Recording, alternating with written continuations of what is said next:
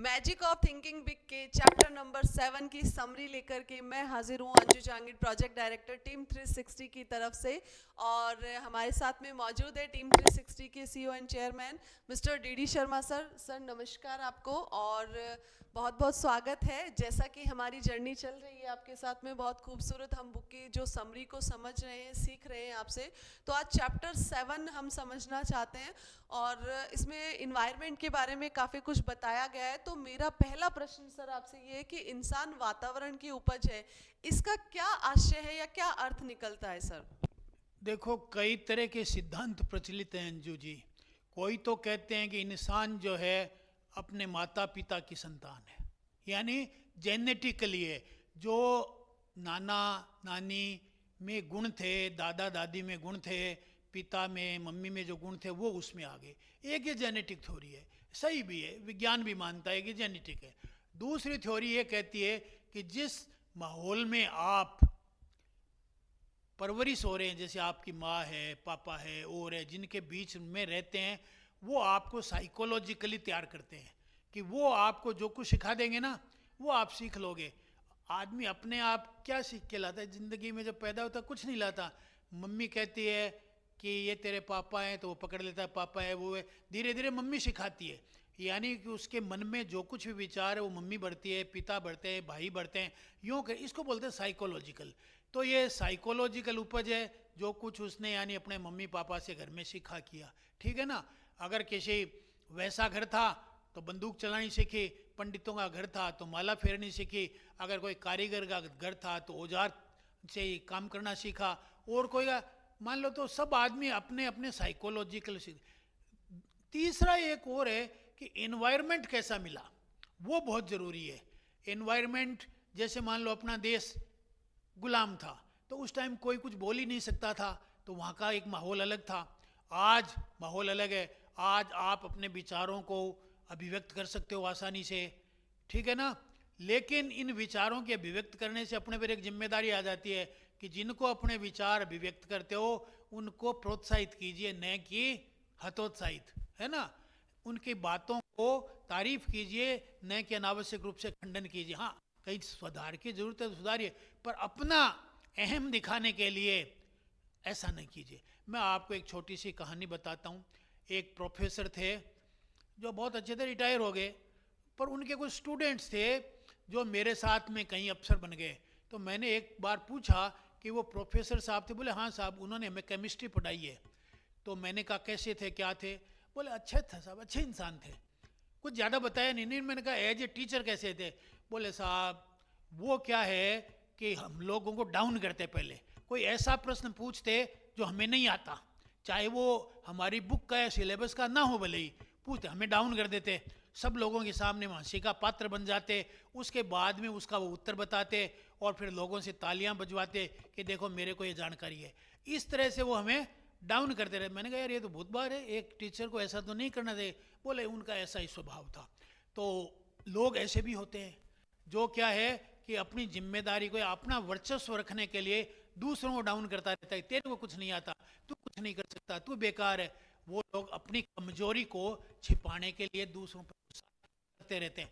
इसलिए एनवायरनमेंट का खास ध्यान रखिए कि सामने वाला कौन है, किस उद्देश्य से बोल रहा है, और आपको सजग रहना है। हेलो, सेल्फ अवेयर रहना है। उन बातों को ही अंदर जाने दो जिनके जरूरत। बतख होती है ना, पानी में रहती है, पानी को अंदर नहीं जाने देती। कमल का फूल है ना, पानी में उगता है पर पानी को ऊपर नहीं रहने देता। ऐसे ही आप अलर्ट रहिए कि ऐसे जो यानी बिन बुलाए मेहमान, जो यानी अपना ईगो बड़ा रखने के लिए सलाहकार बन जाते हैं, फ्रीलांसर, इधर उधर भटकती हुई आत्माएं हैं, उन्हें तो कुछ न कुछ कहना है, उनसे बच के रहिए। ओके। तो सर जैसे कि कुछ अवरोधक शक्तियां भी होती है जो इंसान को आगे नहीं बढ़ने देती या नीचे गिराने का जो है कोशिश करती है, तो ये कैसी अवरोधक शक्तियां हैं, इनसे कैसे बचा जा सकता है? देखो, एक 7 habits of highly effective people लिखी गई, मैं उससे बहुत इम्प्रेस्ड हूँ। उनके राइटर हैं स्टीफन आर कोवी। वो एक बात लिखते हैं कि आपके रिश्तेदार, आपके परिचित बहुत अच्छे लोग हैं और वो ये चाहते हैं आप भी अच्छे बनो, पर उनकी एक इच्छा रहती है, अच्छे तो बनो पर हमसे एक आध नंबर कम रहो, यानी अच्छे तो हो, और दूसरा हमसे लगा करके खाओ, अच्छे भी बन गए तो हमें नमस्कार करते रहो। उनकी ये जो इच्छा है ना, ये आपको आगे नहीं बढ़ने देती। वो कहते हैं ठीक है, बस तुम यानी हमारी सलाह में रहो, हम जितने हैं ना उतने ही बनो, आगे मत बढ़ो। आगे भी बढ़ गए मान लो, तो फिर वो कोई न कोई ऐसा पॉइंट लाएंगे जिसमें आपको कैसे नीचे दिखाया जा सकता है, और उस पॉइंट पर आपको नीचा दिखाएंगे। जैसे मैं आपको एक उदाहरण दूं, एक आदमी आईएएस बन गया है ना, आईएएस बन गया तो बहुत अच्छा है, तो पिता के पास में सब लोग बधाई देने आए और आए, तो एक आदमी ऐसे भी आए, बोले साहब मेरा भी बेटा आईएएस बना था, लेकिन वो तो अमेरिका चला गया, लौट के ही नहीं आया, और उसको जो है मैं तो वो पैदा नहीं होता तो ज़्यादा ठीक रहता। यानी ये बात कह करके, और हमारे जो साथी जिनका लड़का आईएएस बना था उन्हें भी निराश कर दिया। उन्होंने कहा फिर मेरा बेटा भी ऐसा ही करेगा क्या? मैं पास खड़ा था, मैंने कहा कहीं न कहीं गलती इन पिताजी की खुद की भी होगी। अगर वो नहीं आ रहा है तो पिताजी भी अपना आत्मावलोकन करें, कहीं न कहीं पिताजी ने बेटे से दूरी बनाई होगी, इसीलिए वो नहीं आना चाहता। अगर उसको सम्मान दिया होता तो वो आता, तो क्या कहता है वो तो मेरा बेटा है, मैं क्या सम्मान दूं, वो मुझे सम्मान दे। तो मैंने कहा बस यहीं जनरेशन गैप आ गया, इसलिए वो नहीं आएगा। डीडी सर, जैसे कि अभी रिलेटिव्स की बात चल रही है, तो मेरे मन में एक प्रश्न और आया कि जो हमारे खास होते हैं, ज़्यादा अजीज़ लोग होते हैं, वो गॉसिप करते हैं, कुछ नेगेटिव चीज़ें बोलते रहते हैं और उनका असर हम पे होता भी है। तो इन चीज़ों को कैसे व्यक्ति अवॉइड करे या कैसे बचे इन लोगों से, क्योंकि ये बहुत खास लोग हैं तो इनको हम डायरेक्ट इनकी बात नहीं काट सकते हैं, तो इनसे बचा या अवॉइड कैसे किया जा सकता है?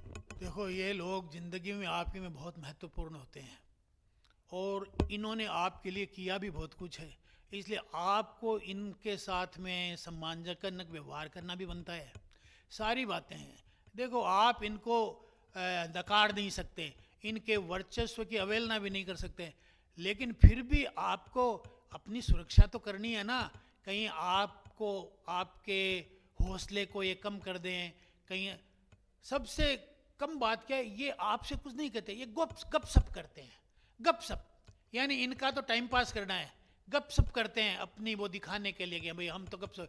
ये गपशप करना जो है ना घरों में, ये पॉइजनस है, रेडियो एक्टिव क्लाउड का है। डॉक्टर स्वार्ज ने इसे, ये जो मैजिक ऑफ थिंकिंग का 7वां चैप्टर है, इसमें ऐसे लोगों को इन्होंने रेडियो एक्टिव क्लाउड का है, जो होता है ना परमाणु वाले रेडियो एक्टिव की, वो बादल कब फटार लाखों लोग मर जाएंगे, ये वैसे लोग हैं, इनको ये नाम दिया गया है। तो ये और कोई तरीका नहीं है अंजू जी, मैं आपको सही बता दूं, कोई तरीका नहीं है। इन लोगों का पद इतना बड़ा होता है और इनका आपके लिए इतना त्याग किया हुआ होता है कि आपको गर्दन झुकाने के अलावा, इनकी बात मानने के अलावा आपके पास कोई विकल्प नहीं होता। तो बस एक ही तरीका है, वो ये कि आपके पास में कोई एक ऐसी चीज है जिसे अपन कहते हैं बिग यस, कोई एक बड़ा उद्देश्य है। जैसे क्या है, मैं सीईओ बनूंगी, मैं आईएएस बनूंगी, या मैं इतना बड़ा बिजनेस करूंगी, या मैं इतने लोगों को इंस्पायर करूंगी। ऐसा कोई बड़ा मिशन आपने अपने पास ले लिया, कोई बड़ा लक्ष्य तय कर लिया, तो फिर क्या है कि आप ऐसे के लोगों की बातें हंस के टाल दोगे, नमस्कार भी करोगे, पाँव भी छुओगे और हंस करके टाल दोगे, अंदर नहीं जाने दोगे। तो आप उनको यानी बुरा भी नहीं कर, उन्हें इस आपने उनकी बात मानी या नहीं मानी, उन्हें कोई मतलब ही नहीं, वो तो कह के जाते रहेंगे, है ना, उन्हें ज़्यादा मतलब नहीं है। लेकिन आप मना कर पाओ, जब आपके पास में कोई बिगर यस होगा, कोई बिगर बर्निंग डिजायर होगी, तो आप क्या हंस करके टाल दोगे ऐसी बात को? नहीं तो ये बात ये कहलाती है स्टीफन आर कोवी के अनुसार 3rd और 4th क्वार्टर की गतिविधियां। थर्ड लोकप्रिय, आप लोकप्रिय होना चाहते हो, भाई किसी को नाराज नहीं करना चाहते, इसलिए क्या है कि आप यानी उनकी बात को काटेंगे भी नहीं, और काटने की हिम्मत भी नहीं है, और मर्यादाएं भी नहीं कहती। इसलिए क्या है, जब बिगर यस होगी ना, तो फिर आप हंसी टाल दोगे, ये तो ये कहते रहते हैं, कहने दो, हाँ साहब यस बहुत बढ़िया, आपकी बात में बड़ा वजन है, अरे साहब आपने बहुत शानदार बात कही, ये कह के टाल दोगे, है ना। उनका भी दिल रख दिया, बहुत अच्छी बात कही साहब, वाकई में विचारने योग्य है, बस ठीक है, ओके। दूसरी बात क्या है, पलायनवाद। जो लोग क्या है कहीं कोने में छिप जाना चाहते हैं और चाहते हैं, उनके पास में भी क्या बहुत अच्छा लगता है कि यार छोड़ो ना इन सब लोग, पढ़ पढ़े अपने मस्त हैं, अलग पड़े हैं कोने में। तो वो लोग भी क्या है, अगर उनके पास में कोई बड़ा यज्ञ होगा, बिगर यस, तो फिर क्या है कि छोटी मोटी बातों के लिए, छोटे मोटे नुकसान के लिए, छोटी मोटी कोई अशांति की बात है, उसको गुड बाय कर देंगे, नहीं तो नहीं कर पाएंगे। ओके सर, हम हमें बहुत अच्छे से क्लियर हो गया। बस अब मेरा एक क्वेश्चन लास्ट रहेगा आपके लिए कि ये लॉ ऑफ अट्रैक्शन जो है, मैनिफेस्टेशन के बारे में कोई व्यक्ति सीखता है तो उसको रोजगार के अवसर कहाँ कहाँ से कैसे मिल सकते हैं सर? देखो, अभी एक हाई कोर्ट का फैसला हुआ है कोटा में कि सारी भी जितने भी सेंट्रल स्कूल हैं वो अपने पास में काउंसिलर रखेगी और इनकरेज करने वाले एम्पावरिंग पीपल रखेगी। अगर नहीं रहते हैं तो उनके भाषण करवाएगी। आप अगर लॉ ऑफ अट्रैक्शन का ये करते हो मैनिफेस्टेशन का वर्कशॉप, तो आप मोटिवेशनल स्पीकर बन जाओगे, आप इंस्पायरिंग बन जाओगे, एम्पावरिंग पीपल बन जाओगे, लोगों को इनकरेज करने वाले, प्रोत्साहित करने वाले, प्रेरित करने वाले व्यक्ति बन जाओगे। काउंसलिंग करोगे लोगों की, ताकि कोई आत्महत्या करने वाला नहीं करे, कोई हीन दीन समझने वाला अपने को वापस ठीक मान ले। तो इसमें ज़बरदस्त यानी स्कोप बनाए, लोगों को सपने साकार करने में आप योगदान दोगे और उनकी कोई दिक्कतें आ गई तो उनको दूर करने में समाधान सुझाओगे। इससे अच्छा तो कोई पुण्य का काम और हो ही नहीं सकता। और इसके बदले आपको पैसा भी खूब मिलेगा और प्रतिष्ठा भी मिलेगी। बस मेरा ये 1 साल का जो प्रोग्राम है मैनिफेस्टेशन का, पोस्ट ग्रेजुएट डिप्लोमा का, ये आप कर लीजिए, आपको लाभ ही लाभ मिलेगा। और फीस भी हमने बहुत ज़्यादा नहीं रखी है, 2,36,000 रखी है, जो 2 टुकड़ों में आप दे सकते हैं। इसमें फटाफट कर लें, 28 तारीख तक आप अपना बुकिंग करवा लें ताकि हम इस बैच को पहला निकाल सकें और सबसे पहले कोटा में आपको इसके लिए भेज सकें कि जो लोग आत्महत्याएं कर रहे हैं उनकी मदद कीजिए ताकि वो अपने जीवन को सुरक्षित रखें। और जो सरकारी स्कूलें हैं सेंट्रल गवर्नमेंट की, उनमें विजिटर की जो पोस्ट है उसको आपको एनपनलमेंट करवा सकें। साल भर तक आप मेहनत कीजिए, साल भर बाद में अच्छा ही अच्छा स्कोप है। आप अगर बड़ी उम्र हो गई कोई बात ना, आपके बच्चे जो बेरोजगार हैं उन्हें करवाइए, 25 से 50 साल तक के बच्चे, और जो ग्रेजुएट हैं 2nd क्लास हम उनको लेंगे। ये एलिजिबिलिटी रखिए। पहली एलिजिबिलिटी सबसे इम्पोर्टेंट वो है इंटरेस्ट होना चाहिए, लोगों को प्रेरित करने में, लोगों को स्किल सिखाने में, लोगों को मदद करने की। ये पहली शर्त है। बाकी सारी शर्तें गौण है, औरों में छूट दी जा सकती है, लेकिन आपकी रुचि ये होनी चाहिए कि लोगों को आप रोजगार प्रदान करें, लोगों को हिम्मत बनाए, लोगों को मोटिवेट करें, काउंसलिंग करें और उनके जीवन में नई प्रेरणा और नए प्राण फूंके। ओके। और जो लोग ऑलरेडी रोजगार में लगे हुए हैं वो इसे पार्ट टाइम कर सकते हैं, लाखों रुपए महीने के कमा सकते हैं। 1 साल की मेहनत और बाद में हर महीने लाखों रुपए की कमाई, ऐसा शानदार मौका फिर नहीं आएगा। जबरदस्त मौका है। नंबर दिए हुए हैं, व्हाट्सएप नंबर, आप क्लिक कीजिए और अपनी सीट बुक कराइए। Thank you so much DD sir. और अभी थैंक यू सो मच आप लोगों का कि आप जो है हमारे साथ में इस बुक की समरी में इतना इंटरेस्ट ले रहे हैं। जैसे कि 7 चैप्टर्स जो है हम लोगों ने कंप्लीट कर लिए। हम नेक्स्ट वीडियो में 8वें चैप्टर के साथ में हम लोग जो है फिर से मौजूद होंगे और बहुत सारी चर्चाएं करेंगे इस सब्जेक्ट के बारे में कि कैसे वर्क करता है। और अभी के लिए मैं आप लोगों से इजाज़त चाहूँगी और मिलते हैं फ्रेंड्स न्यू वीडियो में न्यू एनर्जी के साथ। तब तक के लिए थैंक यू सो मच।